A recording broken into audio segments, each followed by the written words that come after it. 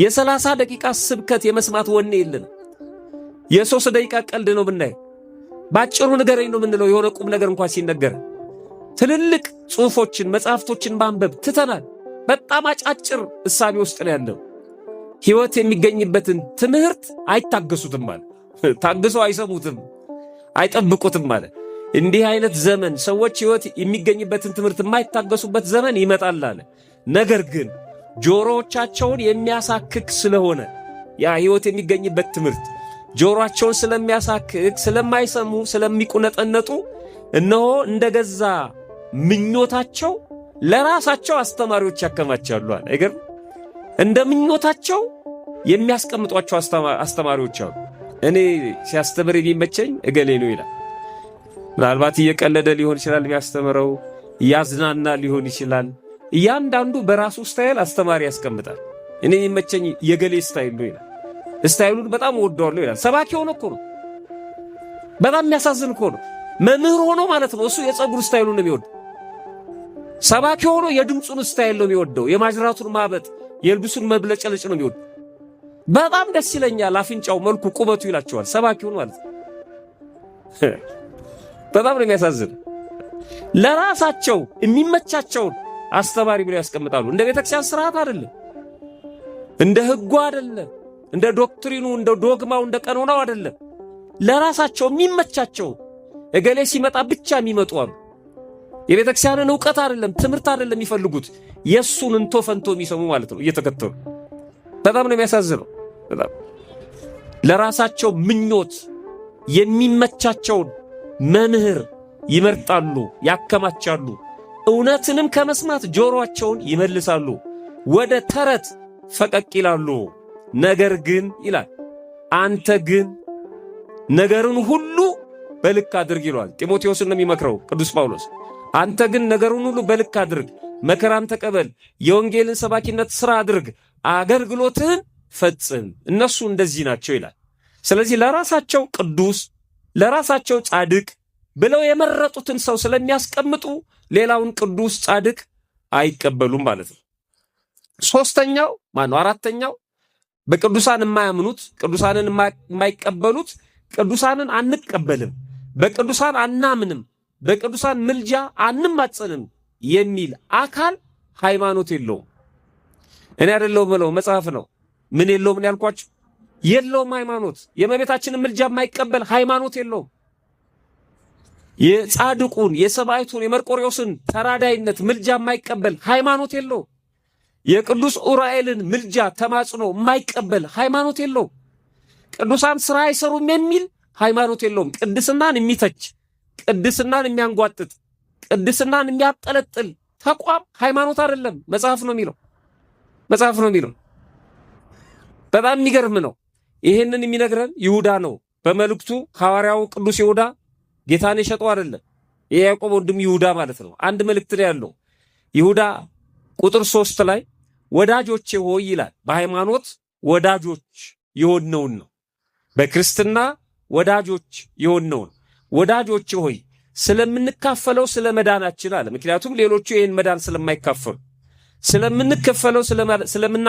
ስለምንካፈለው ስለ መዳናችን ልጽፍላችሁ እጅግ ተግቼ ሳለው ለቅዱሳን አንድ ጊዜ ፈጽሞ ስለተሰጠ ሃይማኖት እንድትጋደሉ እየመከርኳችሁ እጽፍላችሁ ዘንድ ግድ ሆነብኝ ይላል።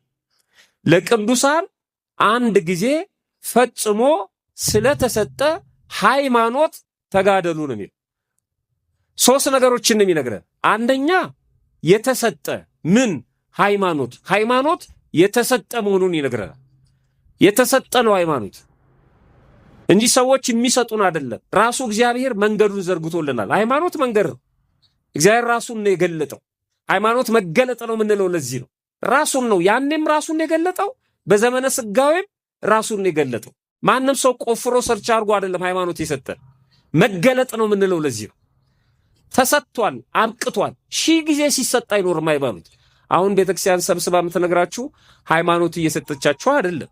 የተቀበለችሁትን ሃይማኖት እንድትጠብቁ የማጽኛ ትምህርት ነው የምትሰጣችሁ። አልቋል፣ ተመስርቶ አልቋል። ሌላ እምነት አይመሰረትም።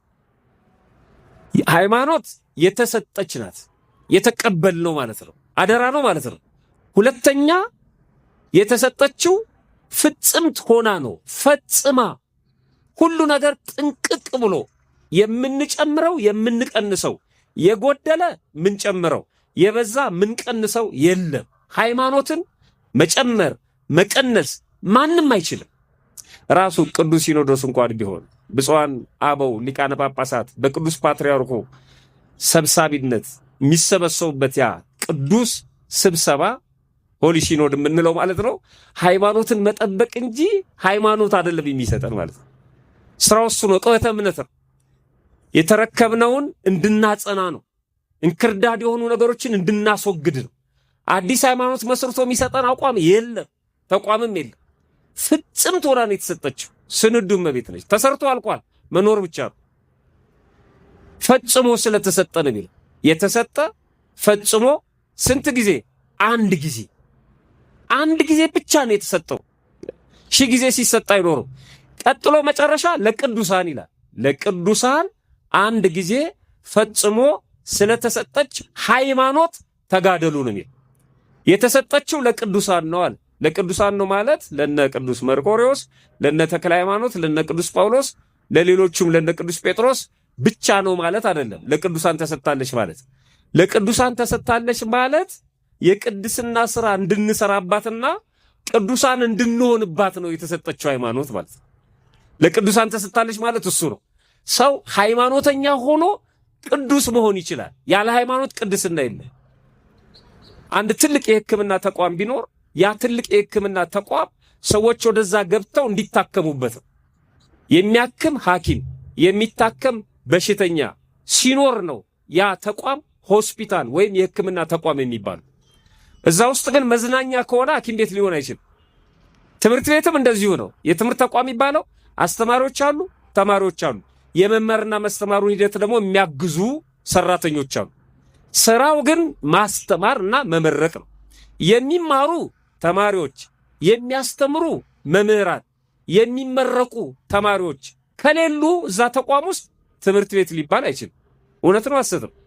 እውነት ነው። ሃይማኖት ከተባለ ስለ ቅድስና መነገር አለበት ነው የሚላችሁ። ያውቁ ስለ ቅድስና የማይነገርበት ሃይማኖት የሆነ ድርጅት ነው። ቶሎ ማምለጥ ነው ከዛ